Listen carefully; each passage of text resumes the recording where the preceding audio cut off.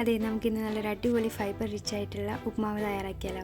Quinoa ഉപ്മാവാണ് ഇത്. വളരെ ടേസ്റ്റിയാണ്, അതേപോലെ ഹെൽത്തിയാണ്. അപ്പോൾ അതെങ്ങനെ തയ്യാറാക്കണമെന്ന് നോക്കാം. ആദ്യം തന്നെ ഒരു പാനിലേക്ക് എണ്ണ ഒഴിച്ച് കൊടുത്ത് ഒന്ന് കടുക് പൊട്ടിക്കുന്നുണ്ട്. ഇനി ഇതിലേക്ക് ഉഴുന്നുപരിപ്പും കടലപ്പരിപ്പും ഒന്ന് ആഡ് ചെയ്ത് കൊടുത്ത് അതൊന്നും ഗോൾഡൻ കളർ ആവുന്നവരെ ഒന്ന് വഴറ്റി കൊടുക്കുന്നുണ്ട്. ഇനി ഇതിലേക്ക് ഇഞ്ചി, പച്ചമുളക്, കറിവേപ്പില അതും കൂടി ഒന്ന് ആഡ് ചെയ്ത് കൊടുത്ത് ഒന്ന് കുറച്ച് നേരം ഒന്ന് വഴറ്റി കൊടുക്കുക. ഇനി ഇതിലേക്ക് ചെറുതായിട്ട് കട്ട് ചെയ്ത് വെച്ചിരിക്കുന്ന സവാളയും അതേപോലെ ആവശ്യത്തിനുള്ള ഉപ്പും കൂടി ചേർത്ത് ഒന്ന് വഴറ്റിയെടുക്കുന്നുണ്ട്. സവാള ഒന്ന് ചെറുതായിട്ട് വഴറ്റി വരുമ്പോഴത്തേനും ഇതിലേക്ക് വെജിറ്റബിൾസ് ആഡ് ചെയ്ത് കൊടുക്കാം. ഗ്രീൻ പീസ്, ക്യാരറ്റ്, അതേപോലെ ബീൻസ്, ഇത് മൂന്നുമാണ് ഞാൻ ആഡ് ചെയ്ത് കൊടുക്കുന്നത്.